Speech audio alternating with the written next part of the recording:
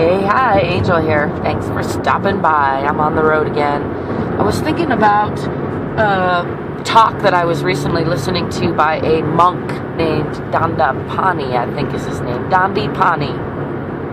I haven't heard him say it. I'm just reading it in my mind off of how the letters are arranged, I think. So I could be totally off on that name. But in any case, he's a popular monk these days, YouTuber, and he's a good-looking monk, good-looking young monk. He's got that going for him. I like all monks want to be good-looking.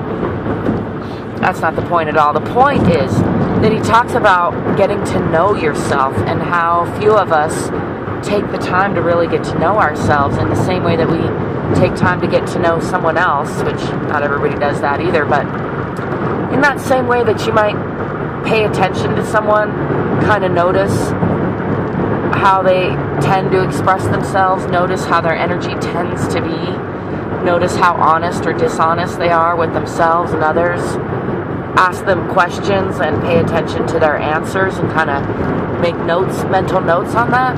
The same way we get to know other people, it's a good idea to do that with yourself, and most of us don't. I've been single for a long time now, and it's given me, I think, a lot more opportunity to practice getting to know myself than a lot of people have. A lot of people are so enthralled in relationships with other people and trying to get to know other people, and even more importantly, trying to get other people to know them, that they don't take the time to actually get to know themselves. And I find that a great irony, and actually a great, I see it hindering happiness in a lot of relationships, because trying to force somebody to know you when you don't even know yourself can be frustrating and silly, because as somebody gets to know you, they might start to reflect back at you things that you're in denial about yourself, or they might see you in a way that you don't like, or that you are resistant to. And if you know yourself really well, then it's not offensive if somebody gets the wrong impression of you. But if you're not sure about who you really are, you don't really know yourself that way and well, and then someone insinuates something that you perceive as negative about yourself, you can end up getting really defensive and actually just wrecking a relationship. Like, that defensiveness and misunderstanding is like a wrecking ball in relationships. I've seen it in my own relationships with myself and with others, and I certainly see it in other people's relationships frequently. And even relationships with your government, relationships with your body, relationships with your children, with your lover, with your business partners, with your employees. All those relationships will do better when you know yourself, when you're really confident about who you are. And that's not meaning that it's all good, but it's really understanding what you're like, what you tend to be like, how honest you are, how happy you are, how your brain works, how you tend to look at things, how you tend to process things, what you need. Do you need space and time to process, or do you need a person to bounce things off of?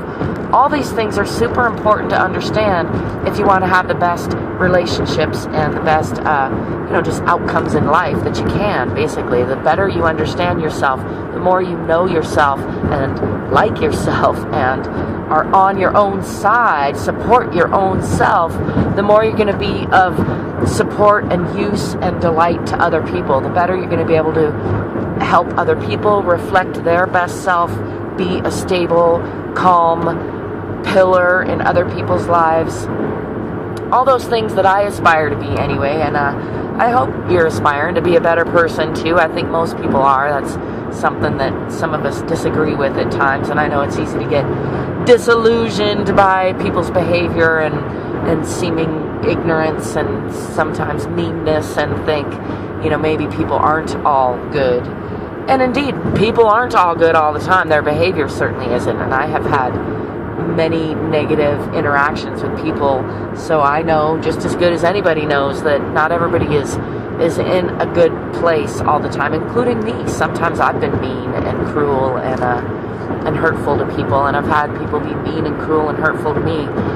But that doesn't mean that I'm not a good person fundamentally. And in fact, I would argue that these mass shootings have me thinking a lot about that kind of thing, how it's that very fact that we are fundamentally good, that we do fundamentally want to be happy and healthy and connected to others who are happy and healthy, that leads to such a high degree of frustration and can lead us to act out of our minds when we feel so disconnected that we start to act out violently or aggressively toward ourselves or toward others. I have experienced that firsthand in myself and from other people, and so my sense is that comes from the disconnect, the tension between that fundamentally good self that we are and not feeling like we are that, not feeling like we're lined up, not feeling like we're connected, feeling like there's something wrong. That feeling that there's something wrong comes from the fact that we are wired to be good and connected, and so when we don't feel good, when we don't feel connected, it feels wrong. It feels like there's something really wrong, and that can cause people to act out in all kinds of irrational ways, often violently, toward themselves and others.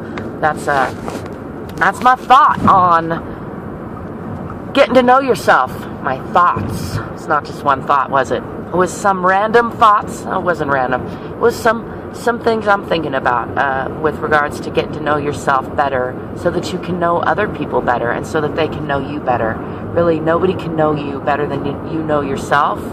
And we could argue that. Certainly there are things people can see from the outside, that you can't see yourself. And I think the mark of a really great relationship is when you know yourself really well, and then you have a partner who wants to know you and also knows themselves really well, who you want to know, and then you're able to reflect to each other things that you might not have seen otherwise as clearly, on your own. It's like you can see yourself through someone else's eyes.